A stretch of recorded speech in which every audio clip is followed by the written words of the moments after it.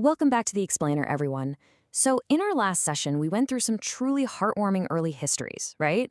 But today we're transitioning into what is absolutely without a doubt the most revolutionary turning point in all of Islamic history. We're looking at the Hijrah, the epic migration from Mecca to Medina. And look, this wasn't just a physical journey across the desert. It's an event that literally reshaped the global map forever. So let's just dive right into this awe-inspiring journey. But hey, before we get to the actual migration itself, we really need to understand the atmosphere in Mecca during its final, darkest days of persecution. And, it begs a really fascinating question. During a time when people were so fiercely rejecting the Prophet, peace be upon him, how did the physical world, how did nature itself react to him? Well, the sources give us a truly wondrous picture of this. Now, what's so incredible about this miracle is the sheer sensory detail.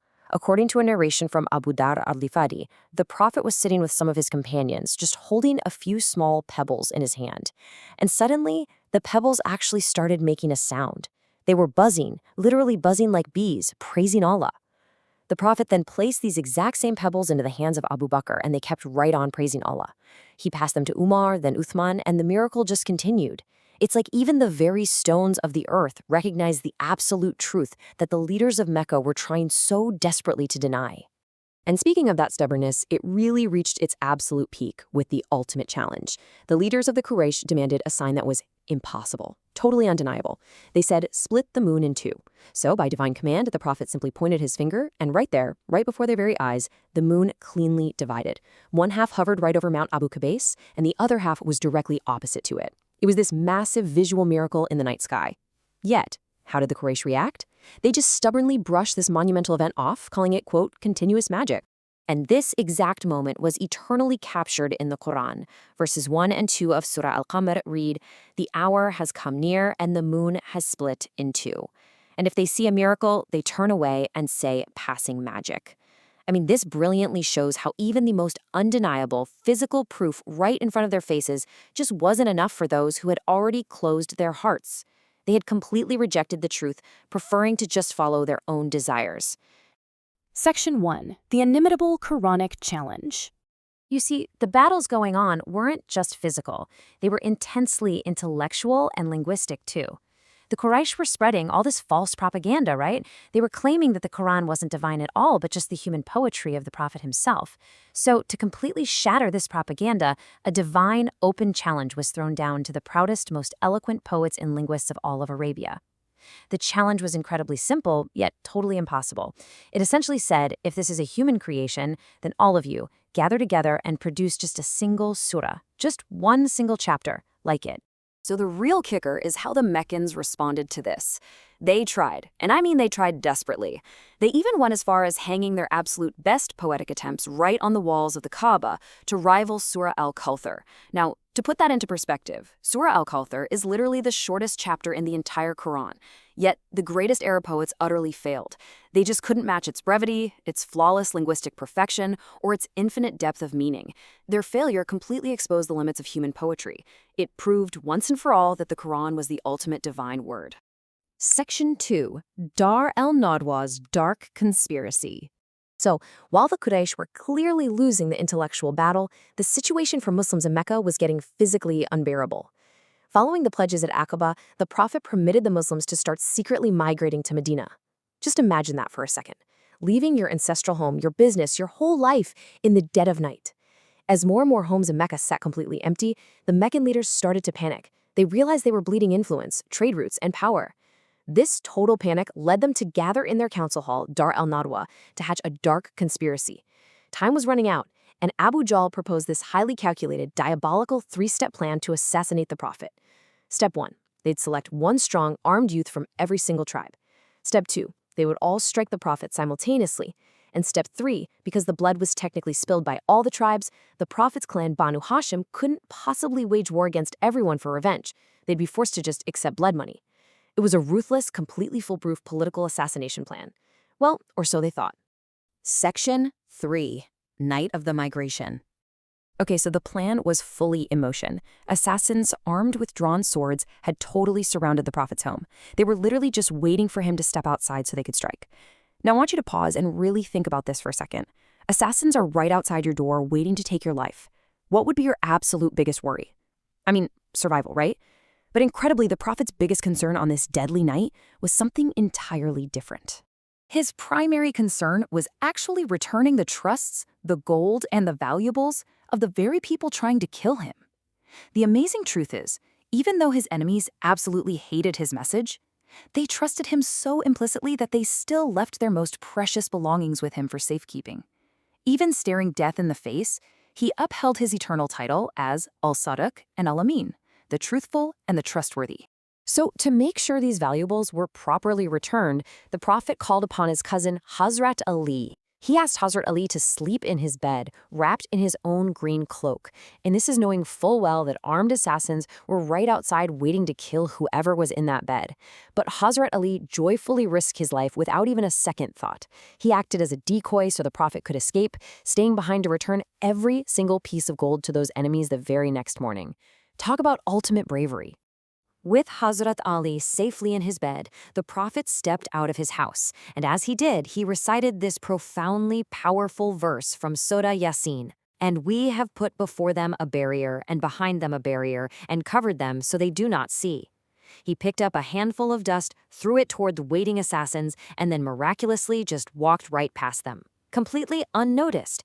That divine barrier had literally blinded them to his escape. Section 4. Al-Kauthar and the pursuit. Having escaped that immediate deadly threat, the Prophet went straight to his closest companion, Abu Bakr. Together, under the total cover of darkness, they headed south, which is actually the complete opposite direction of Medina, to hide out in the rugged Mount Thor. And this kicks off a harrowing 3-day journey hiding inside the cave of Thor. The devotion we see in this cave is just staggering. You see, the cave was full of holes harboring venomous creatures. Abu Bakr, completely prioritizing the Prophet's safety, actually tore his own clothing into pieces just to plug these holes. When he ran out of cloth, he used his bare foot to cover the very last hole, and in the pitch black, a venomous snake bit that foot. The pain was so agonizingly intense that tears fell from Abu Bakr's eyes right onto the Prophet's face, waking him up. Instantly, the Prophet applied his blessed saliva to the wound, and miraculously, the pain and the venom just completely vanished. But the danger wasn't over yet. Not even close. The expert trackers of the Quraysh had followed their footprints right up to the mouth of the cave. Abu Bakr could literally hear their footsteps right above them. He trembled, whispering that if the enemies just happened to look down, they'd be discovered for sure.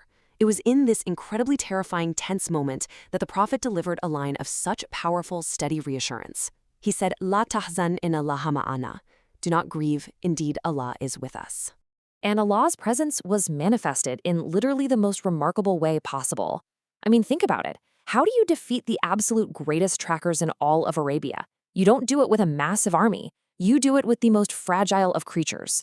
A spider immediately wove this fresh, intricate web right across the opening of the cave, and a wild pigeon built a nest and laid eggs right at the entrance. So when the trackers got there and saw this delicate web and the unbroken nest, their logic completely took over. They assumed the cave couldn't possibly have been entered in years, maybe even since before the Prophet was born. So they just turned around and left. It's such a powerful reminder that sometimes the most fragile things in the world can offer the absolute greatest protection when they're divinely guided. After they finally left the cave, the grueling journey to Medina continued. But keep in mind, there was still a massive 100-camel bounty on the Prophet's head. Enter Surah bin Malik. He was a fiercely skilled tracker who rode out entirely alone to claim this massive prize. But as he closed in on them, something completely impossible happened. Riding on solid, dry ground, his horse's legs suddenly sank right up to the knees. Surah managed to pull his horse out and tried to charge at them again, but this time the horse sank even deeper. Panic immediately set in. Surah realized right then and there that this was no ordinary man. This was unquestionable divine protection. He begged the Prophet for forgiveness. And the Prophet? He didn't just forgive him, he made an absolutely astonishing prophecy. He promised Surah that one day he would wear the gold bangles of the king of Persia. And amazingly enough, years later during the era of Caliph Omar, that exact prophecy was perfectly fulfilled. Section 5. Historic arrival in Medina. Finally, leaving all the immense perils of the desert behind them, we transition to a moment of just pure, overwhelming joy and triumph. This difficult, extremely dangerous journey was finally coming to an end as the Prophet approached the outskirts of his brand new home.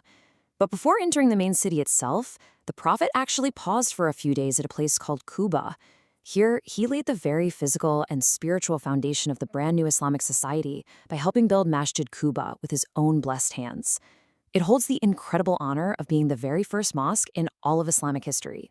And then came the historic entry into Medina itself. The atmosphere was absolutely electric.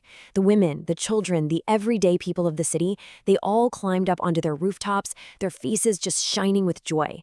The streets were echoing with praises of Allah, and they sang this beautiful, incredibly historic poem of reception. Tatla al-Badru alayna min thaniyatil wada. The full moon rose over us from the valley of Wada. It was a reception filled with such profound love and relief. And that, everyone, brings us to the end of today's explainer. So, how did this unbelievably perilous journey of migration manage to lay the unshakable foundation for a global state of peace, justice, and true brotherhood? Well, on that very day, the dark city of Yathrib completely transformed into Madinat an-Nabi, the city of the Prophet. The seeds were firmly planted for a society unlike anything the world had ever seen before. But how exactly did these refugees and their new hosts manage to forge such an unbreakable bond? Well, that is exactly what we're going to uncover in our very next explainer on the incredible brotherhood between the Ansar and the Muhajirun. Seriously, you definitely won't want to miss it. See you then.